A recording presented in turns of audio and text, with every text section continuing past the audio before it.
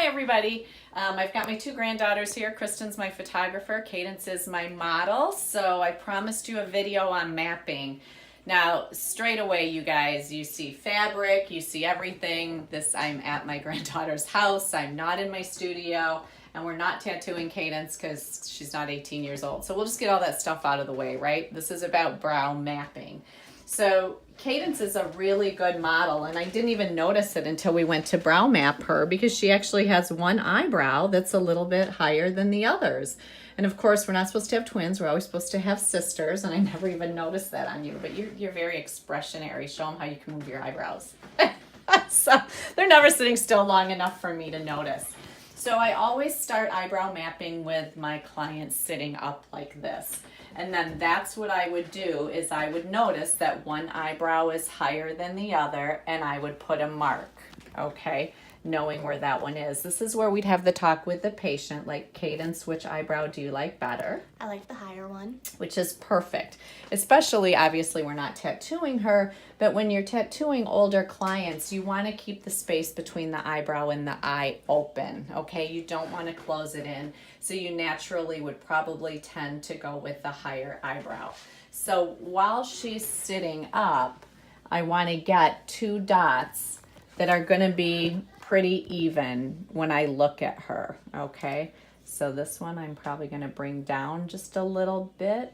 I'm going to actually be into the hair on this one, and I'm going to be above the hairline on the other one, okay? So we got her nice and even there. So you guys all know this. This is pretty simple, but I don't do all the lines that you see because I feel like you do all those lines and then it's crooked, and what line do I get rid of? All I do, you guys, is we do this, right? And Cadence is young, so her eyebrow's starting right where it should, and it's starting right where it should on this side. Now, if the nose is too big or too crooked, then I use the inner canthus of the eye. So I can mark where hers are going to start, and that's just following right down to that inner canthus of the eye if I take my pencil down, okay? Now you can always start the forehead, look at the nose, look at the center of the lip, and just kind of put where the center of her would be. And if you want to, then you can double check this and make sure that you're right on. Okay, and so for this one, I would start this one over just a tiny little bit. Okay, so that measurement is perfect. Now I'm gonna decide where I wanna end the brow, and you guys all know how to do this. And of course, Cadence is young, so hers ends right where it should end. Okay, and I'd make my mark here. Now for the transition area, we all know that we're taught to do this. Go ahead and open your eyes, honey. So come right through, right? I always look at that, and then I look at where the hair comes and where the hair starts to go down and mark her natural brow, okay? Then if you want, this is the ruler I always use because then you can take a look at the numbers. So we're right about 29, 30, and if we measure this, okay, we're right about 15, 14, okay? Because you really want this to be 2/3 of your brow and this to be 1/3 of your brow. So that's something to remember. But I can tell, I've done so many by looking at her, that this is going to be spot on. That's going to be a nice brow for her, okay? So then a lot of people tell you to measure the other side. I don't, because you never see that symmetry in the face. So this is just my personal way of doing it. I take this measurement and I just transfer it over to this side, okay? And I make sure that I start to see where her hairs are coming down. I take this measurement because she liked her higher brow, so this is the brow that she likes better, and I bring it over to this side. And of course, like I said, she's young. Hers is ending right where it's supposed to end, okay? At this point now, I go ahead and I lay her down just because I think it's easier to hold the skin and draw the brow, okay?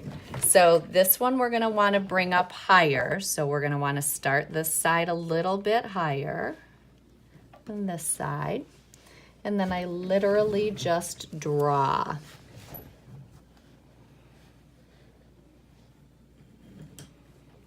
Okay, and follow the natural hairline. And this side, we want to come up a little bit higher because that dot's a little bit higher.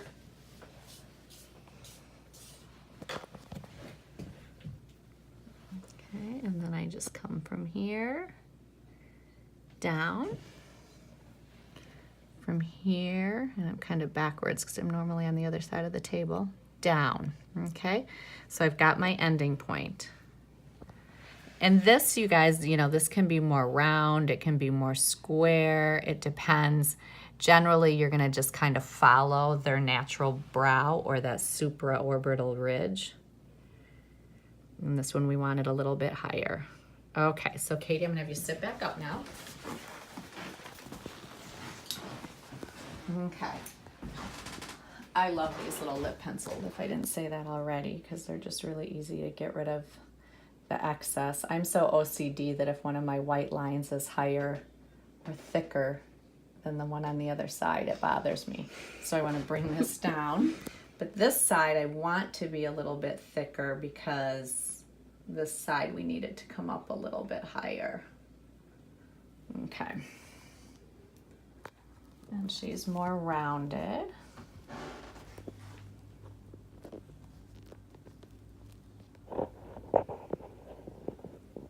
Okay, so see how we've kind of evened her out now? We don't have one that's a little bit more higher than the other. We've kind of, go ahead and move, do some of your funny faces again, see how you relax. Very nice.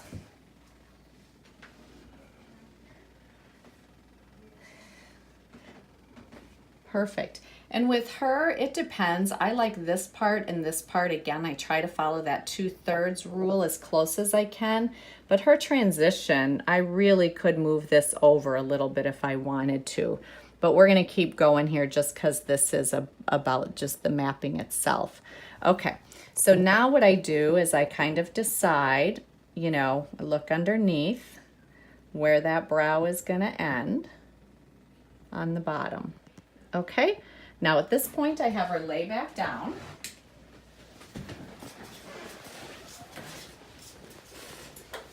And if you guys use a ruler and you get used to doing your brows, you'll start to realize, now notice the 0 doesn't start at the end, but you'll start to notice that your brows are, you know, 0.8, 0.7, 0.6, something like that. So you take and you make sure that you've got those drawn the same, and you do.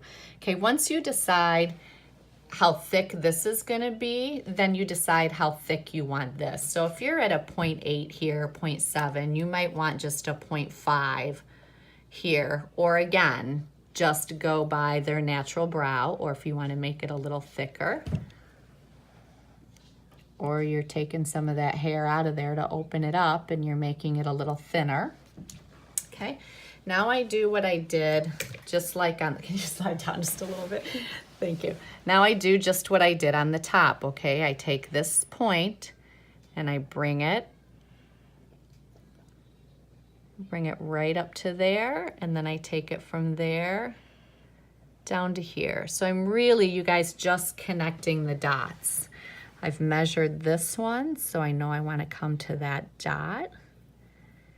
So I go from the dot back down to my starting point, and then I come down.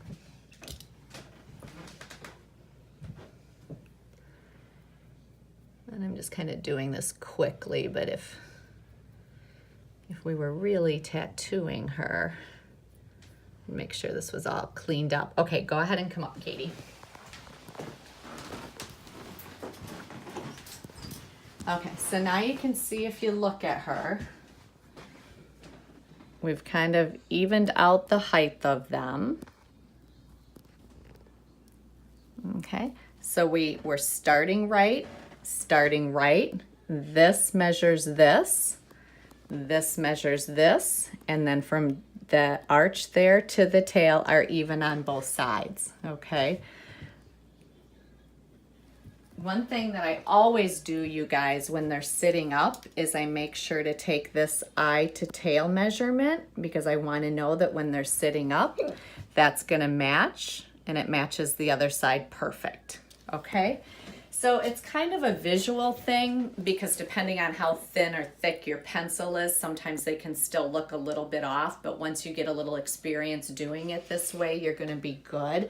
If you look at her brow and you look at what we have drawn, you know, if you take the measurements on this side from white to white, you should just be able to come over to this side and go white to white, okay? And your whole brow should match.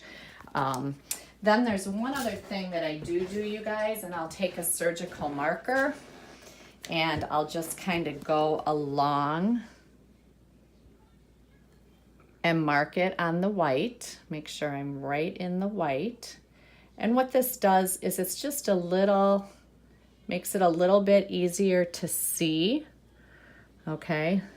Because sometimes the white, especially if you are in their hairline, is hard to see and the white gets smeared. Okay, and then when we look at her, again, we notice where we start, where we stop, and then I go ahead and I do the same thing on the bottom.